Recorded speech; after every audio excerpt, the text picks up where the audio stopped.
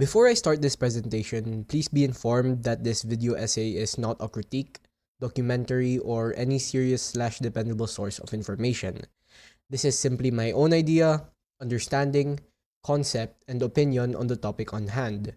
Some segments of the presentation are information heavy, but please do take that information with a grain of salt. Now please sit back and listen to a kid ramble about his favorite game.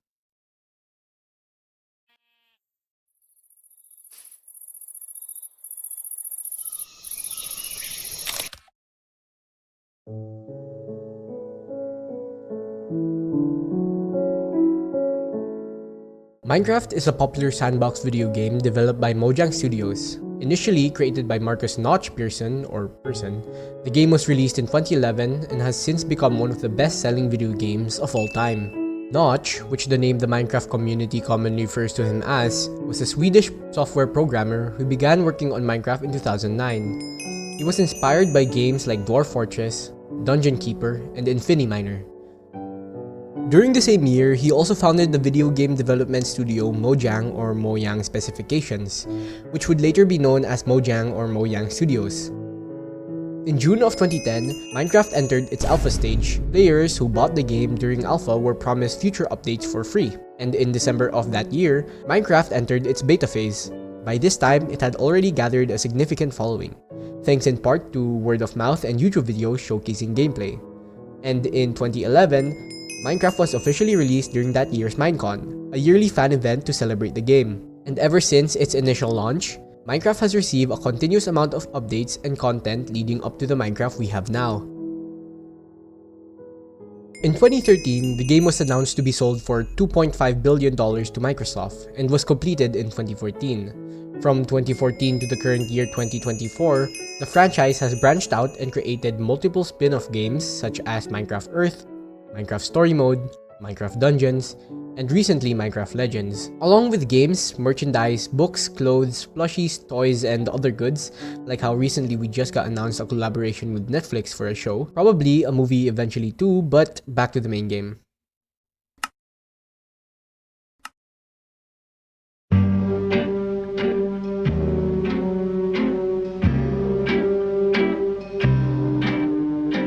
The game was first intended to be played on a computer, but would soon be adapted for mobile devices and consoles such as the Xbox, Nintendo Switch, and PlayStation. Due to the fact that the original game was coded in Java, a different version of Minecraft was created entirely in order to be played in consoles and mobile devices, thus creating two Minecraft versions: Java, which is for PC, and Bedrock, formerly known as Pocket Edition, which is primarily played on consoles and mobile devices. Progress for Minecraft Pocket Edition began in the year 2011, released in 2016, and then rebranding as Bedrock Edition. Since both versions of the game were coded in two totally different coding languages, both versions have their differences and similarities. However, I'm not going to explain what those are, but the main one that you should know about is that Bedrock has transactions, while Java Edition doesn't. At least not yet.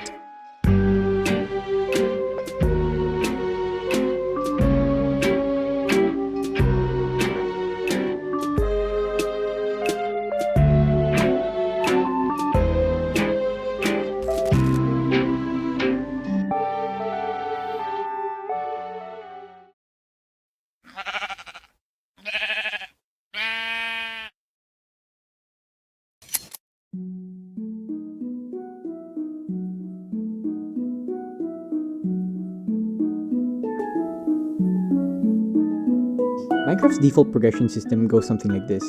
You start out by gathering resources, crafting tools, building shelter to survive your first night, gathering food, mining ores, upgrading your equipment, crafting gear, enchanting, exploring the nether, unlocking the end, and finally killing the ender dragon. One of the many things I love about the game is how it's such a simple game, yet it can be so complex. Minecraft may look like a simple survival game where you mine, craft, and grind your way to the boss, but Minecraft has a fair share of content and features to explore. Some are added for players to go out of their way in order to gain a specific ability or something they can use for efficiency.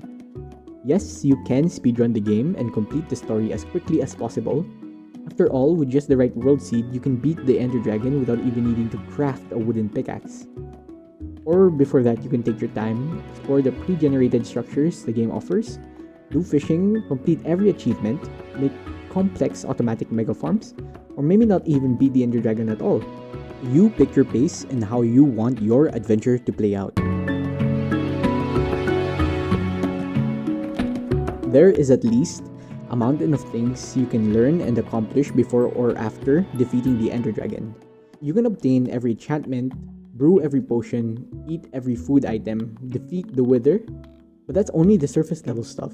For experienced players, you can build automatic farms, raid farms, set up max villager trading halls, gold farms, create max powered beacons, gunpowder farms, obtain shulker boxes full of max enchanted netherite sets you'll never use.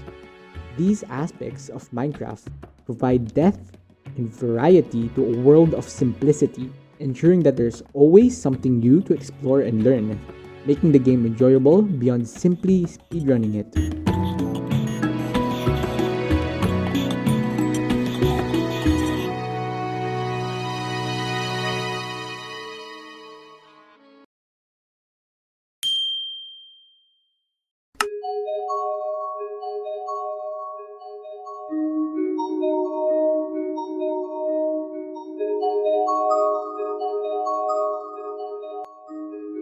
The game lets you pick from a handful of game modes, but the main ones being survival and creative. In survival mode, you are limited to the blocky, pixelated, procedurally generated, three-dimensional world with virtually infinite terrain.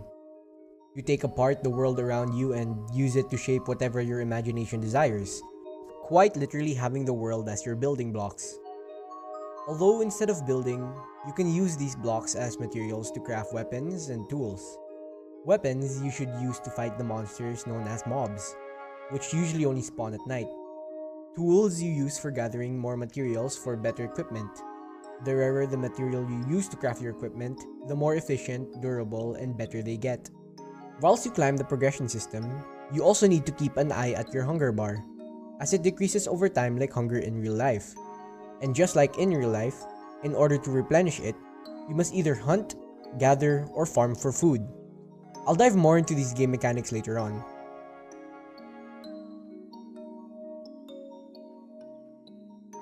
However, if you are unsuccessful in managing your hunger, fending off the mobs, or lose health in one of the many ways, you will die and drop all of the items that are in your inventory. If you are playing in generic normal survival, you are able to respawn and collect your dropped items in the location of your death. However, if you have unfortunately started your world in the hardcore game mode, you no longer have this luxury to respawn and are forced to create a new world or wander your world in a ghost-like state called spectator mode. Really? That's how I die? Oh my... In creative mode, however, you are free from such limitations such as hunger and death. Additionally, you now are able to access an unlimited amount of every block, item, weapon, and mob in the palm of your hands. Well, I guess stub, but technically it's your inventory, but I digress. Without the need to worry of monsters harming you or the pressure to gather food, you're free to build or explore the world with the power of flight. The only challenge, obstacle, or even limit to creative mode is your own imagination. How far can you truly imagine? How strong do you believe your imagination is?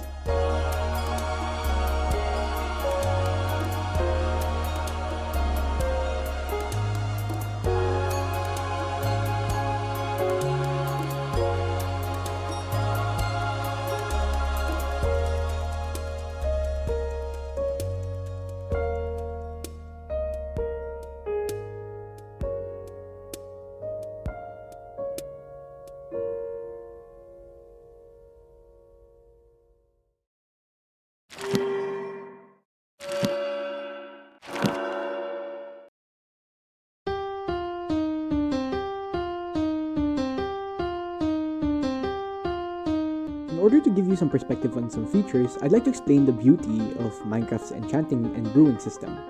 Of course, you are welcome to skip this segment of the presentation if you are already familiar with these mechanics.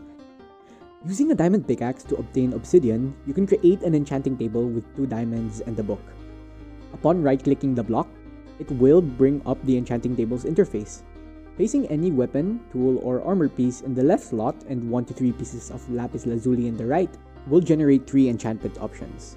The number on the bottom right of the option represents the required experience level in order to get that enchantment, and hovering your mouse over the option will show how much lapis you need and which enchantment or enchantments will be given to that item.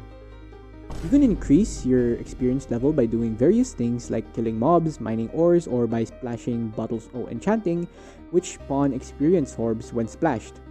Once you have everything required for the enchantment, you can press on the desired option and the table will enchant your item. Once enchanted, the table will generate new enchantments.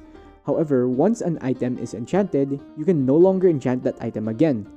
The only way around to getting more enchantments on the same piece of equipment is by using an anvil to combine the two enchanted pieces together, creating one item that has both enchantments. The anvil can also be used to upgrade enchantments when combined.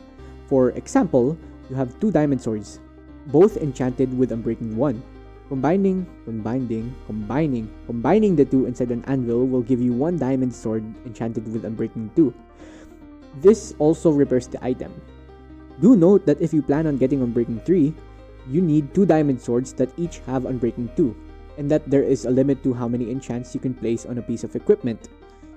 Also, in order to get rid of an enchantment, instead of crafting a new item, you can use a grindstone and remove the enchantment.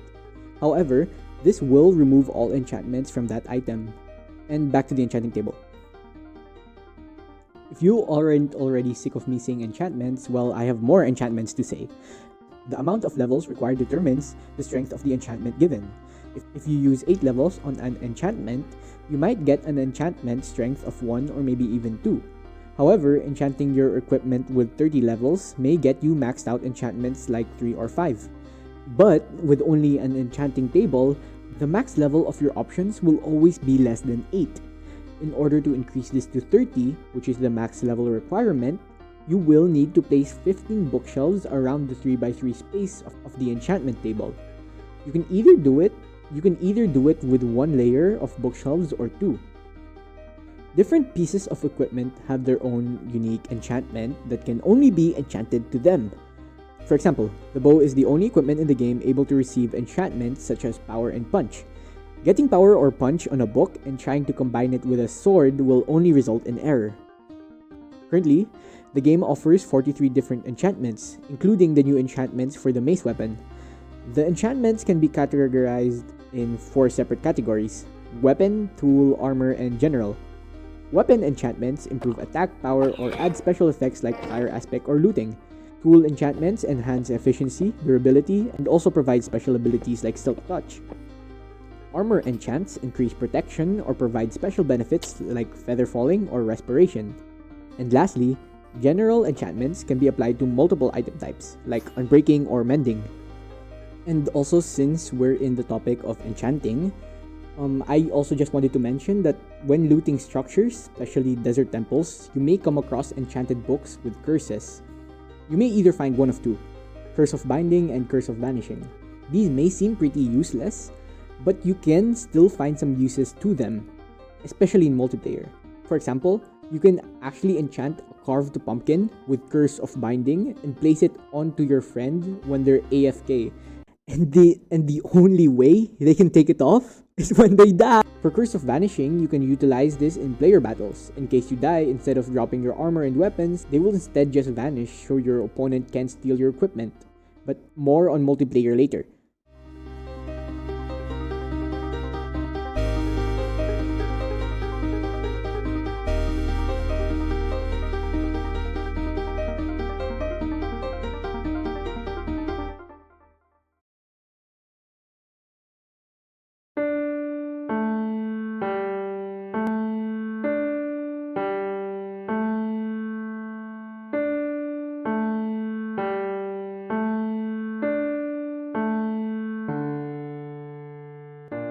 Instead of using obsidian for an enchanting table, you can use it and go to the nether.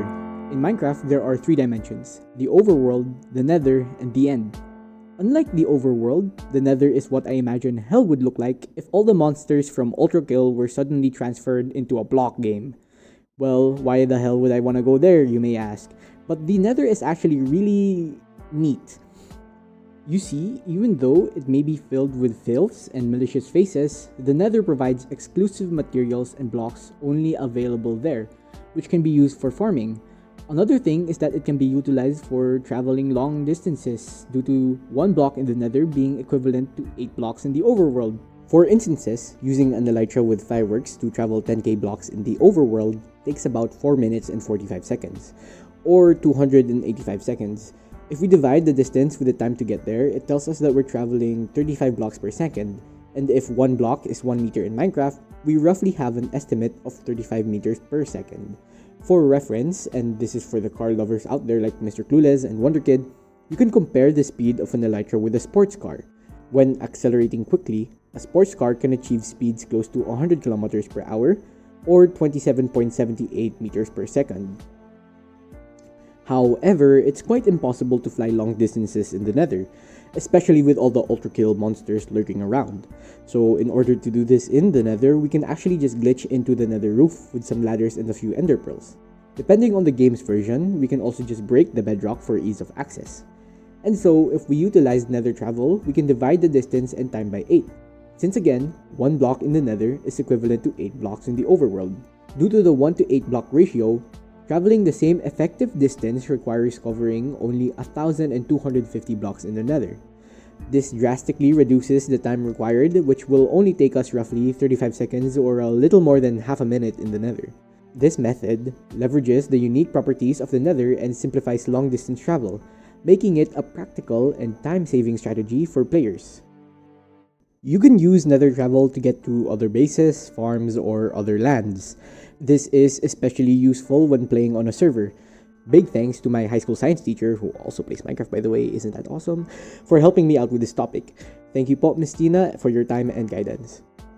But the main reason the Nether is so important is because it generates a structure known as the Nether Fortress, which have blazes, or in ultra kill terms, Sisyphus Primes. Blazes, when killed, drop blaze rods, which can be turned into blaze powder.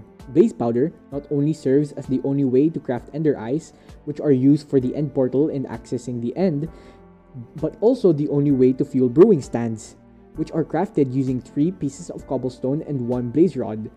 Right-clicking the brewing stand will bring up its interface similar to the enchanting table. The slot on the left where you will need to place your blaze powder, indicated by the silhouette. The brewing stand functions similarly to a furnace, requiring a fuel source in order to function. The 3 slots below are also where you will need to place your bottles, also indicated by the silhouettes. And the last slot on the top is where you place your chosen ingredient. There are 3 base potions: thick, mundane, and awkward. However, the former 2 are completely useless. Once you have brewed your awkward potion using a piece of nether wart, which are found in fortresses by the way, you can place an ingredient into the ingredient slot to begin brewing. Different ingredients give different effects. Some ingredients can be obtained in the Nether, but most are found in the overworld. There are currently 13 different potions in Minecraft that each give unique effects. 9 of them give positive effects, while 4 give negative.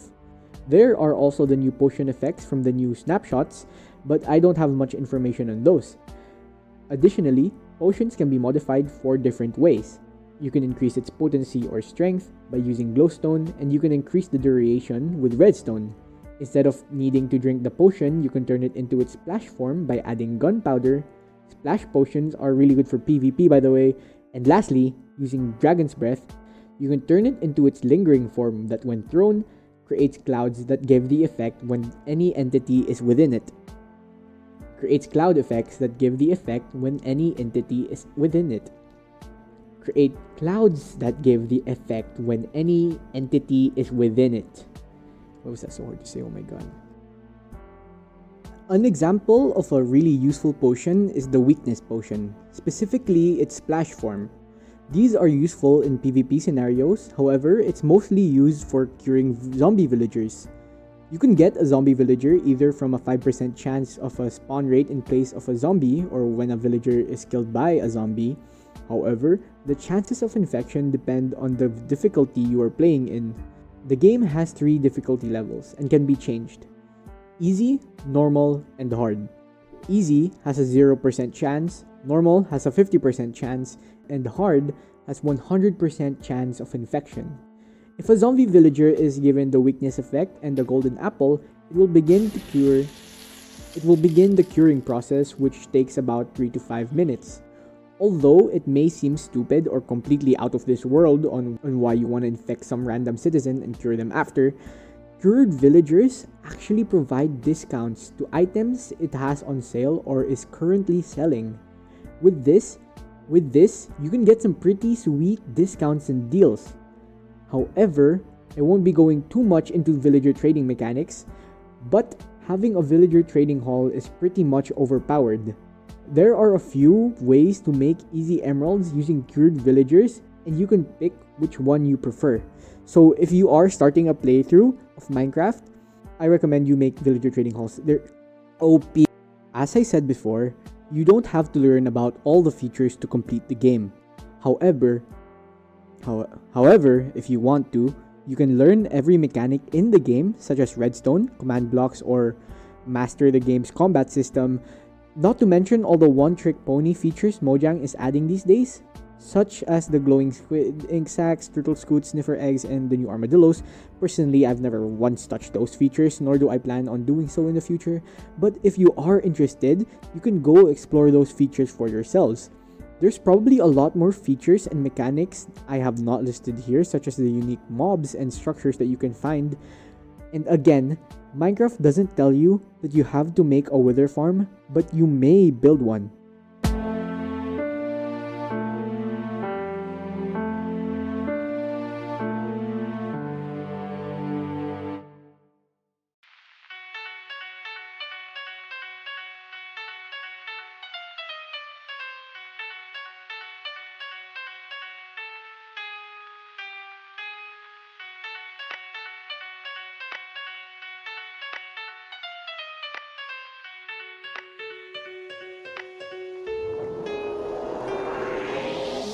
After beating the Ender Dragon, you may make the argument that since the game has already been completed, why do I have to do all this meaningless post-game content if it's only to fuel my own satisfaction? Well, to that I say, or I to myself, what? Are 100% correct. It purely depends on you, the player, whether you want to continue or stop playing. Unlike other games, Minecraft doesn't end nor restart after killing the main boss. After defeating the Ender Dragon, it is up to you on what you want to do. However, it's also how you define the word complete. If you play Minecraft with the intention of beating the Ender Dragon, you may count your adventure concluded and finished. But there are also people who see the Ender Dragon as a mere stepping stone to get to their goal. After beating the Ender Dragon, you unlock gateways to the End Islands, which house structures called the End Cities and End Ships that carry elytras, which are the closest thing you have to flight in survival mode, and one of the best ways of transportations around the world.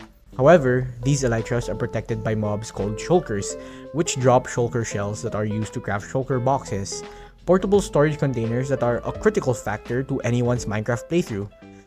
So in summary, the end is only the end if you treat it as the end. What? However, another question that may pose itself now is, for people who continue playing Minecraft after beating the end dimension, when do they stop playing? It's quite simple really. Besides the limit of your own imagination, the only thing that's concluding your playthrough is interest and boredom.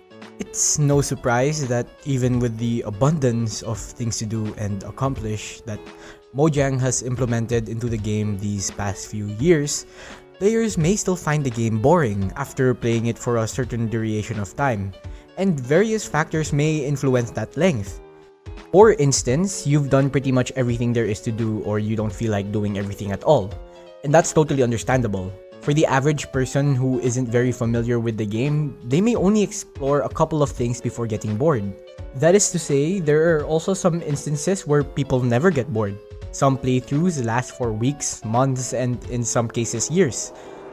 Notable mentions include Phil's Hardcore World that started from July of 2017 and lasted until 2019, and Ethos Labs Minecraft playthrough that started back in 2011 and is still going on till this day. And even when you do get bored of Minecraft, there is always that popular expression in the Minecraft community that goes something like, you can never really quit Minecraft, you just take really long breaks.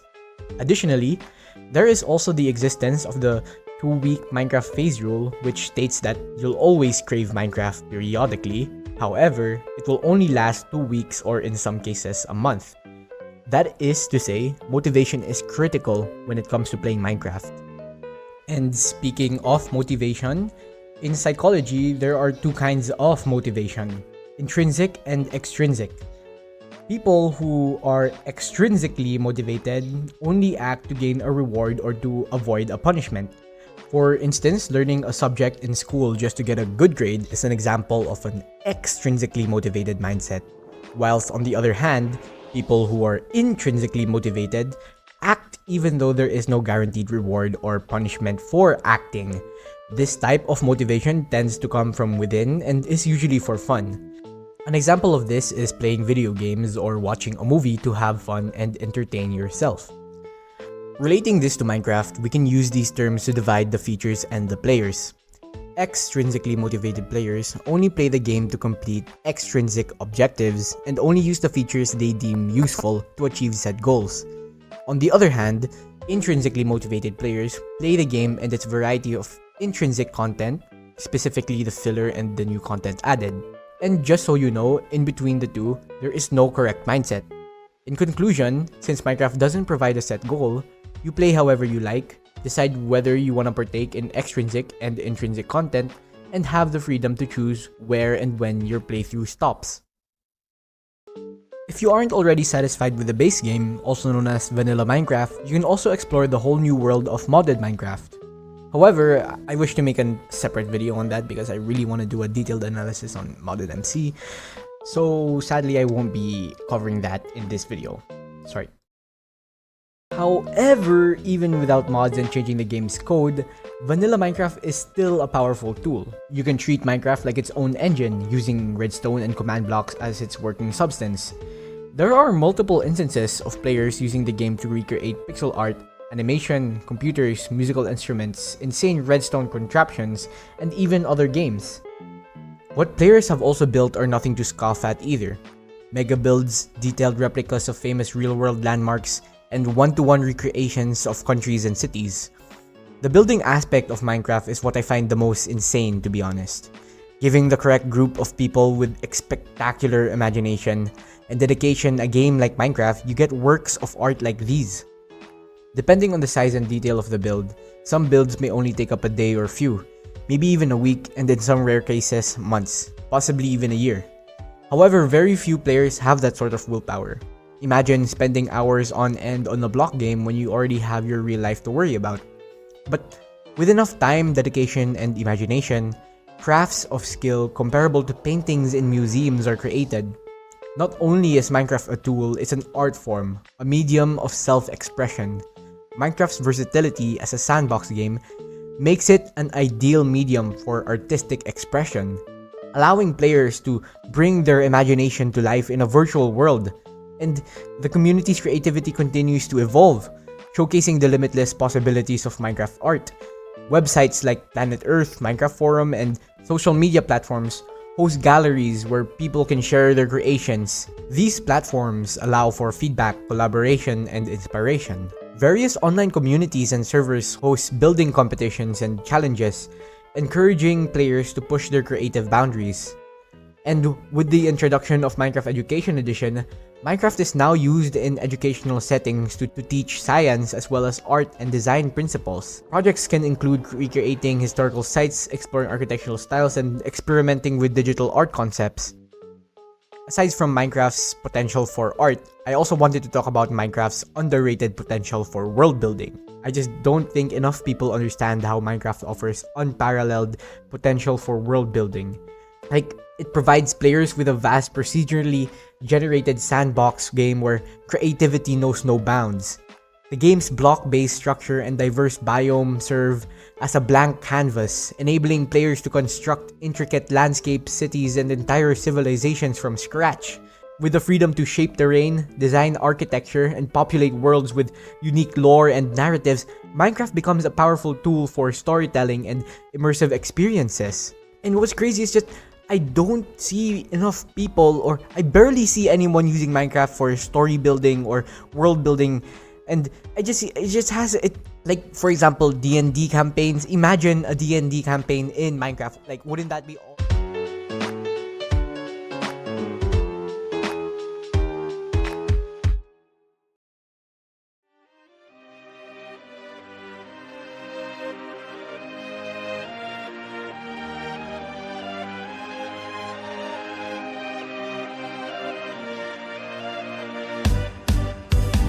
From up till this point, I have been talking about single-player Minecraft, where it's just you and the game. However, one of the reasons Minecraft is so popular is its multiplayer availability. Multiplayer was implemented to Minecraft during its classic phase back in 2009. Subsequently, after this implementation of multiplayer were the creation of servers, where you can connect to via the internet. Joining various Minecraft servers have their own niche and unique twists that make the game feel totally different. Each server is a whole different experience compared to the other, almost like a whole different game. Depending on the genre, each server has its own unique system, goal, and objective. Compared to the limitless freedom of regular Minecraft, Minecraft servers created and hosted by other Minecraft players have their players play on their world. It's safe to say that if you were ever bored of playing regular survival, you can always hop on a server with minigames and spend your time with other players. Popular Minecraft server genres include PvP, creative, prisons, factions, skyblock, modded, hardcore pornography. Wait, what? Oh, I think that's meant to be hardcore PvP, and of course roleplay, my favorite. It's also to note that most servers not only utilize command blocks, but also further change the game with the help of server plugins. Plugins are often used to change certain aspects of the game, such as adding user rankings, or to help create game modes like factions and prisons. Everybody knows that with the addition of multiplayer to any game, the first instinct will always be, let's kill each other. And kill each other they did. During the game's alpha, Minecraft PvP was simple. Melee PvP was pretty much the same as fighting a zombie in PvE. It can pretty much be summarized as fighting a zombie, besides the fact that the zombie is able to wear gear, equip weapons, and heal. During Minecraft's alpha stage, food wasn't a stackable item, and hunger never existed. In order to regain health, all you had to do was right-click a food with an item and it will recover a certain amount of hearts. So, players usually had a hotbar filled with steak before engaging in intense combat. However, melee PvP was completely outclassed in alpha PvP. In this era of Minecraft, the supreme form of combat was the bow. The bow was actually just a weird looking and incorrectly spelled machine gun. It had infinite ammo and didn't require any drawback whatsoever. Meaning, you can just run and gun like fucking John Wick. Sadly, the machine gun was removed in the beta versions, and beta PvP was significantly different from alpha PvP. Aside from bows now having to be charged and drawn back, new mechanics were introduced to the game, such as sprinting, hunger, and critical hits. Upon its full release 1.00, the game also added the enchantments and potions to the game, which further added depth to its combat system. During this era, PvP-focused multiplayer servers would slowly begin gaining traction. One of the many are faction servers. The Minecraft faction server genre has been around since 2010, but it wasn't until this era when it finally got its much-deserved notice. Faction servers focus on group PvP and raiding. As the name suggests, the game mode revolves around creating factions and fighting other factions. During early faction servers when resources were scarce and only some plugins were available, PvP was primarily done in iron armor and rarely in diamond armor. You may even see some bases on land. However, surrounding your base with obsidian quickly became the new meta, due to it being the hardest block to break in Minecraft, of course. And so, players would either create large obsidian boxes either underground or near the sky limit to store their loot and spoils. Nearing 2015, faction servers would begin to add even more and complex plugins to create custom/unobtainable items, such as custom mob spawners, kits, and custom enchants or weapons. This would also give rise to the abuse of healing items and enchanted golden apples, also known as god apples, notch apples, or egaps. This would also lead us to the era of faction PvP we have now, with armor that can give you an extra 20 hearts and axes that spawn lightning when hit. Coupled by 3 stacks of enchanted golden apples you have in your inventory, faction PvP became long and drawn out reincarnations of Cookie Clicker. The only chance of winning was either you pray hard enough that your enemy runs out of healing items or their armor breaks. In addition, with kits, even if you did die, you can always regain your armor again with just a simple command. Evidently, faction PvP became boring as people realized that you can much more easily learn how to play the B minor chord on the guitar faster than you can kill the guy you're fighting an envoy for over in the spawn arena. Additionally, during this time, different PvP servers that revolve around different PvP-focused genres would also develop their own PvP styles and metas. Notable mentions of limited Minecraft PvP game modes are Sumo, where you push each other off a platform with nothing but your character's fists, and Bow PvP, which primarily focuses on timing and aim. However, in non-limited PvP game modes, metas like butterfly clicking and jitter clicking were highly used. Well, they're more of techniques rather than metas, but jitter clicking and butterfly clicking is when you utilize both the left and the right mouse button to help you click faster. However, Mojang decided that proper combat needed to be added, so in 2016, with the introduction of the 1.9 combat update, the update did just that. The Minecraft 1.9 combat update, also known as Minecraft's most controversial update, was released on February 29, 2016. It introduced significant changes to the game's combat mechanics and added various new features. These various new features include revamps and additions to the end dimensions, but we will only be covering the new combat mechanics. The most notable change was the introduction of a cooldown period for attacks. Instead of rapidly clicking to deal damage to players now have to wait for their weapon to recharge to deal full damage. This cooldown is visually represented by a sword icon that fills up over time. Additionally, weapons gained unique attributes. Swords now have faster attack speed but lower reach. They also have a new sweeping effect which affects entities around them when fully charged, and the axes have a slower attack speed, higher damage, and can disable shields. Shields, by the way, were added as a new offhand item. Shields can be used to block attacks and reduce damage. They can also be customized with banners and repaired using an anvil. This also added dual wielding to Minecraft, where players can now hold items in both their main hand and offhand, allowing for new combat strategies. During this update, we also got lingering potions, which I covered earlier, and spectral arrows and tipped arrows, which give special effects. For example, like highlighting targets or applying potion effects, which I failed to cover earlier. Sorry. However, there are also servers that have not been touched or molded into a different game. These come in the form of SMPs or survival multiplayer. Minecraft SMP servers are usually privately hosted and mainly played with friends. Although the process and possible cost to set up and host a Minecraft server for yourself may be grueling, I promise you it's well worth the effort. I've actually recently hosted a Minecraft server before where some of my fellow high schoolers and their friends played. I remember it starting with just me and a couple of my classmates, but then grew quite a bit. It started around February and ended in April. It was a really fun experience. Planning mega bases, staying up late building farms, creating groups and joining alliances, and of course, almost having war. Which is all part of the SMP experience. Unfinished plans, overdue projects, unbuilt mega bases, court hearings yet to be heard, or even unrated bases. The footage in the background has been the world we played in. However, due to some unfair circumstances like time and school, the server now feels old and abandoned even though the last time someone got on was only a few months ago.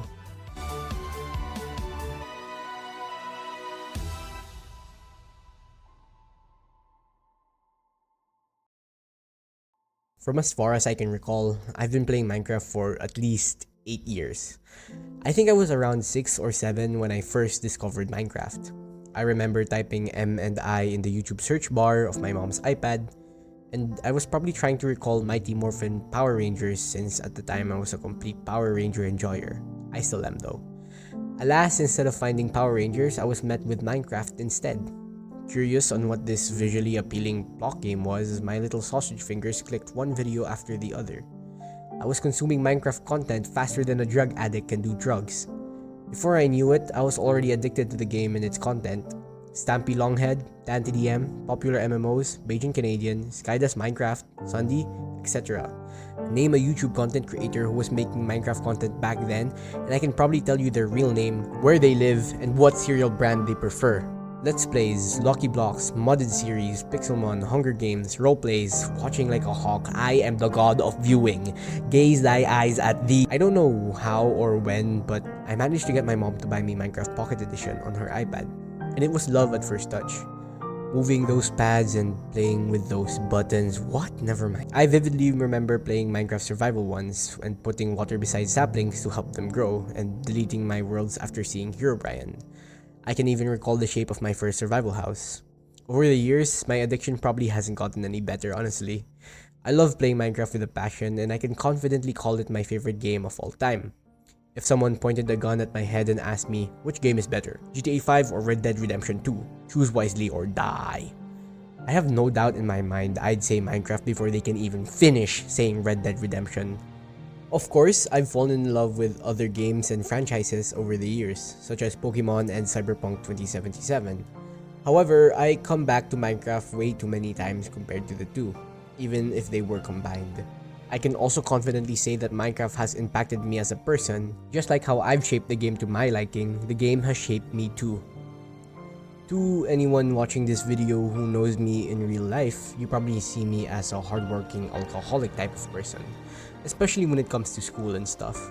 However, I wasn't always like this. Back in elementary and middle school, just like any other kid, I used to believe that school was a useless waste of my time.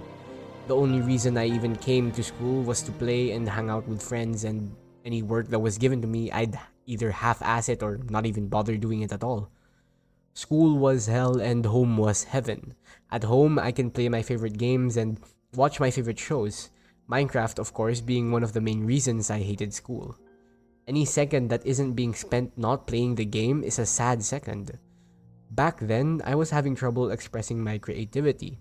I had countless plans, designs, and worlds that I have dreamt and thought of. However, I was never able to express them in any form of art. I sucked at drawing and writing, but I had so many worlds I wanted to build. And like how I explained how Minecraft is an art form earlier, the only way I could let that creativity flourish was creating worlds in Minecraft. But ever since late 6th grade of middle school, I realized that if I put the same amount of time, effort, and passion that I usually put into playing Minecraft into other things that were actually productive and useful like school, that motivation can actually turn into something worthwhile. And so it did. I'm not gonna pretend that I know or understand why I can just do that, but ever since I started treating school like I've treated Minecraft, I've been doing my best in all sorts of subjects. Through this, I've found my love for science, geology, and learning new things. The craving for information and knowledge might have stemmed from my childhood when I spent countless hours researching everything about Minecraft, and my love for science, especially thermodynamics, mechanical and nuclear engineering, organic chemistry, and of course physics. Most of these interests I've gotten from tech-themed Minecraft mod packs that I've played over and over and over again. And of course, again, I'll make a separate video for modded stuff, so please tune in for that. And through this newfound motivation, I recently found out that I get uncomfortable or angsty whenever I feel like I'm wasting my time or not doing anything productive. And so I've been using Minecraft as a way to kind of gaslight my brain to think that I'm doing something productive. Compared to other games, be it Animal Crossing New Horizons, Stardew Valley, or even Breath of the Wild, Minecraft has been the only game that lets me do something fun without feeling that feeling of existential dread. The fact that I can do so much on it and how much freedom it gives is not only something comforting, but also something relaxing in a way. Planning bases, playing mod packs, building mega builds, and generally just playing the game with others, Minecraft lets me spend my time without worrying about my future or other things that I find worrisome. You can say that Minecraft is kind of like a can opener that opened my brain and unlocked all these new potential stuff. And honestly, I really can't imagine myself the same if I wasn't so invested in the game. I probably would have turned out so different, maybe for the better or maybe for the worse. Nevertheless, I am proud to have turned out this way, and I am genuinely thankful to the game for existing. With that said, I'd like to end this video essay with a quote I would like to share with you all. Minecraft is like life, except it's not.